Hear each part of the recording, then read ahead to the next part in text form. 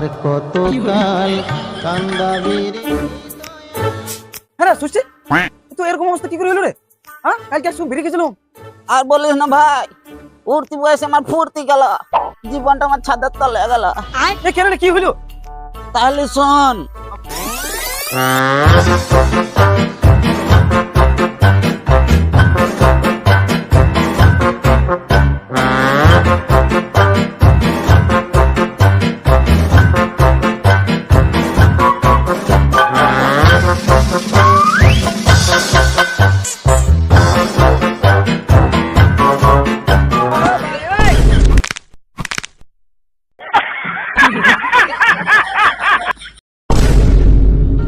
ও দয়াল গেল না আমার দুঃখেরই কপাল।